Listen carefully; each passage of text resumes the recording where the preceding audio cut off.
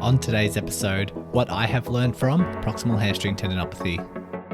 Welcome to the podcast helping you overcome your proximal hamstring tendinopathy. This podcast is designed to help you understand this condition, learn the most effective evidence-based treatments, and of course, bust the widespread misconceptions. My name is Brodie Sharpe. I'm an online physiotherapist, recreational athlete, creator of the Run Smarter series, and a chronic proximal hamstring tendinopathy battler. Whether you are an athlete or not, this podcast will educate and empower you in taking the right steps to overcome this horrible condition. So let's give you the right knowledge along with practical takeaways in today's lesson.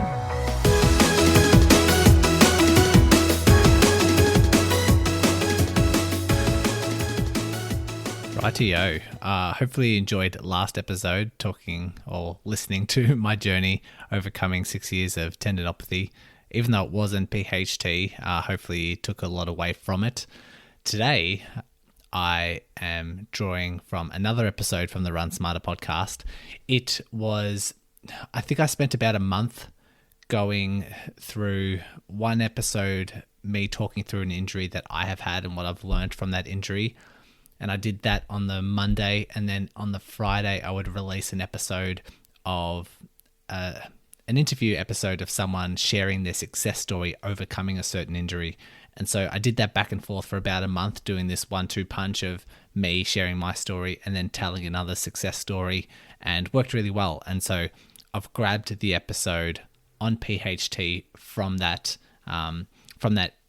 time of the Run Smarter podcast, and so obviously it needs to be shared on this podcast because you can take a lot away from it.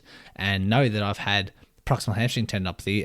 I've probably had it several times now, mainly talking about in this episode when I first developed it, why I first developed it and what's helped me overcome it. I don't think I'm out of the woods. I know in the future if I do skew my training or if I do overload certain things that the proximal hamstring tendon might resurface, but I also know that my tendons are very strong. I do keep them very strong currently, and any particular flare-up will subside quite quickly, and I can still maintain a good level of exercise, a good level of fitness while it is a little bit sore. I know exactly what to do, which is the lessons I'm trying to teach you guys as well.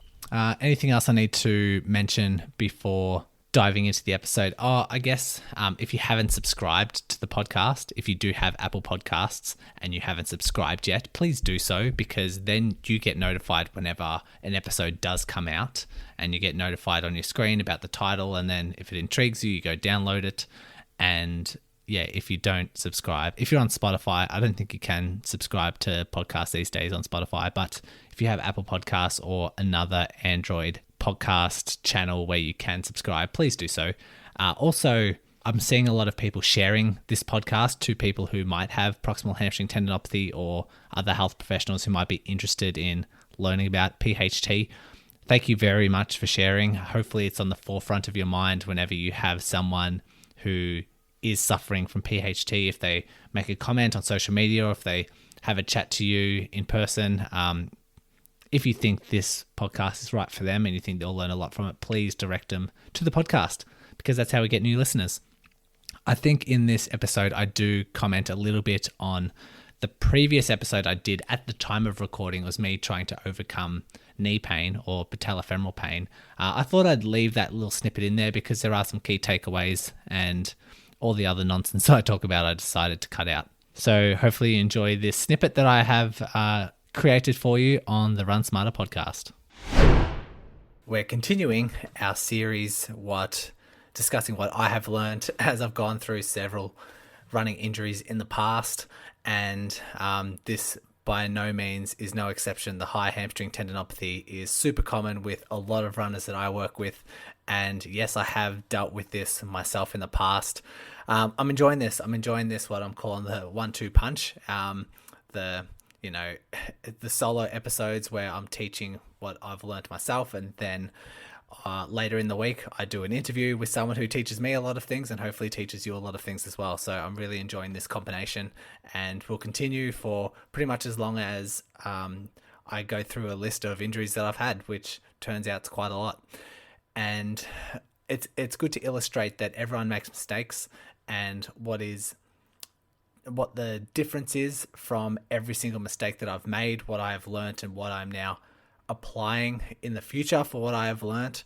Hopefully you're doing the same, because runners do learn from their mistakes, or most of us do anyway.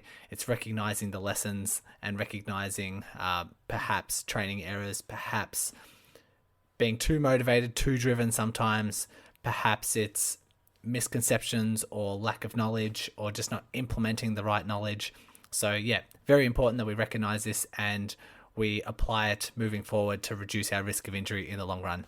Last episode, we talked about patellar tendinopathy, the lessons that I learned from that. Just a quick little recap. Lesson number 1, your weak links will resurface. Don't just modify your activities so that your symptoms subside. Don't just continuously avoid these aggravating factors. We need to try and tackle your weak links head on, because as soon as you change up your routine, as soon as you try and do something new, that injury will resurface.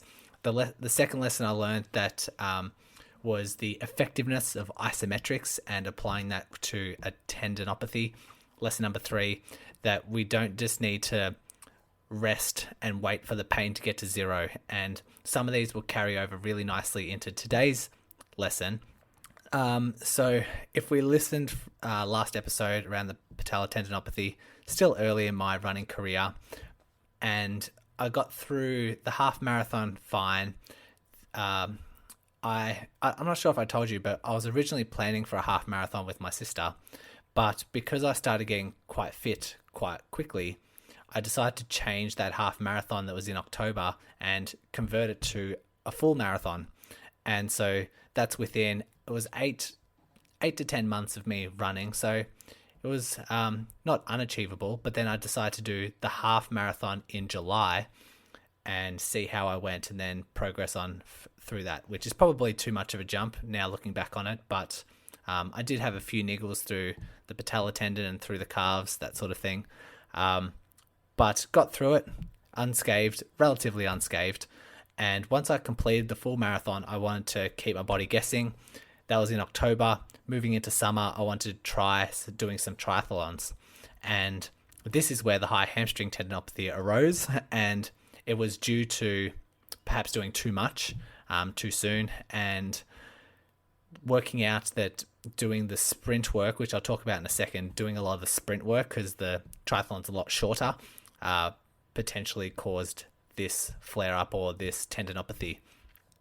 Before I continue further, I will recommend, if you haven't already, you can revisit or listen to a few other tendon episodes that I do have. So I've got a list here. So episode 21 is Talking Tendons, Tendinopathy 101. If you're not too sure about tendinopathy, how it behaves, why it reacts, please go back to that episode, because I'm going to assume this is kind of prior knowledge for a lot of people, and move straight into what I've learned with a little bit more advanced kind of teachings, you could call it. So go back to episode 21, where we talk about the original kind of tendinopathy principles. Episode 22 focuses on tendinopathy rehab and prevention. And then episode 23 talks specifically about hamstring, Achilles, and gluteal tendinopathy. Go back to those episodes if you haven't listened to them. So I'll assume that's kind of prior knowledge, and we'll talk about what I have now learnt, my 3 lessons for high hamstring tendinopathy. Okay, so number 1, the first lesson that I've learnt is the importance, or what's such a high impact that speed has. And going back to my story, training for a marathon, I was fit. I felt quite resilient after getting through that marathon. I felt like I was quite a strong runner. And it just goes to show that as soon as you start implementing some sort of speed work, that these injuries still might occur. Even if if you're built for a marathon, if you've got the marathon capacity, as soon as you back off and start doing some sprint work, these might arise. So yeah, there are some studies done. Tim Dawn, I don't know can't remember what the year of the study was. Maybe 2016. I have it, actually, I think I have it up here. bear with me here. I'm just going to scroll through. I've got the title right in front of me. 2012. So in 2012, Tim Dawn and other colleagues published this paper. The title of the paper was Muscular Strategy Shift in Human Running, Dependence of Running Speed on the Hip and Ankle Muscle Performance. So did a really nice job of looking at the force requirements of different muscles at different speeds. And there are certain muscles, in particular, to say the calves, that have a huge demand, but it doesn't necessarily change too much with speed. Those like 6 to 8 times your body weight, especially through the soleus, 6 to 8 times your body weight, it pretty much starts even at relatively low levels of speed. So it's still working at quite a high amount. The hamstrings, however, just significantly jump up the faster and faster you run. It just goes through stages where it just ramps up. And if you can try and imagine, this is what I like to envision, the amount of force that's required for your hamstrings every single step that you take. If you increase your speed, and let's just say that hamstring goes from just like a slow jog to a fast run, that's almost like 3 to 4 times what it's usually doing. And that's 3 to 4 times the force every single step. And then you times that step by tens of thousands of times, depending how far you're running. And that's a significant accumulation of load compared to what it's used to doing. And so that's why we need to really pay attention to that if we are changing speed. We do it just like we do mileage, just like we do weekly mileage. We do it for every other component. We want to make sure that we introduce it slowly. We want to make sure that we introduce it with minute steps, and we want to make sure that we introduce it so that the body adapts and gets stronger. These are back to our universal principles in season 1. So the speed combined with the compression. So I'm not too sure how much hills I was doing, but just for the runner in general, if you're running uphill, sometimes it's with a lot of force, but the act of just trying to climb up an elevated terrain means that the hamstring goes under more compression, because when you first place your foot down on the ground, if it's uphill, then the hip has more compression against the tendon. You'll learn those in those earlier episodes. But with the triathlons, not only was I doing a lot more sprint work, but I was also doing a lot of cycling and a lot of hard cycling sessions. And you got to get off the bike and you got to try and run essentially as fast as you can for 4 or 5K. So just that was a huge jump, and hence this is why I developed the high hamstring tendinopathy. So make sure your body is ready, and make sure you're always incorporating some sort of speed in your workouts. So if I was training for my marathon, I would go back and do some speed work, whether it's once a fortnight or just getting my tendons ready for some sort of speed, because it just wasn't one of the buckets. I had the endurance bucket done. I think I had some sort of strength because I still was doing a lot of gym, but just that fast acting plyometric power base, I just wasn't implementing enough. And so that's why I've decided, or I've come to the conclusion of why my hamstring flared up. So that's principle number 1, just recognize the importance of speed and the impact that speed has. Number 2 is the compression. When you are rehabbing your high hamstring tendinopathy, want to make sure that all of your strength exercises does start to introduce some level of compression, and also recognize that it's fine to start doing your exercises into low levels of pain. And this is a mistake that a lot of runners have when it comes to a proximal hamstring tendinopathy. They make this mistake quite often, is that 1, they're too scared to push into low levels of pain during their exercise, and 2, they find that compression of the tendon is starting to flare them up, so they just avoid that altogether. And really, this turned a corner in my own rehab, because I was doing some strength work, I was doing my hamstring curls, I was doing some Swiss ball exercises, but it wasn't the effectiveness of the rehab wasn't until I hit a really nice dosage sweet spot. And the sweet spot for me at that point in time, based on the strength that I had and the stability that the tendon had, was working heavier exercises, was creating more pain during my exercises, and I was doing those painful exercises more frequently. And I'll go into some exercises later in this episode, but the compression was really sparking up maybe a 4 or 5 out of 10 pain for me during that set. But I found during the second set, third set, fourth set, that pain was actually settling down, and I was actually going down to a 2 or sometimes a 1 or 2 out of 10 pain. And so during my third and fourth set, I'd actually increase the weight or increase the range of movement or increase the speed so that I was pushing myself back up to that 4 out of 5 out of 10 pain. And that's where I really turned a corner in my rehab. And so this is where it comes into the education part of things. And know that it's fine to load these tendons, because a lot of people with proximal hamstring tendinopathy, they have a bit of anxiety and fear, like I was saying before. Some have a belief that their tendon might undergo further damage, or their tendon might snap if they overload it too much.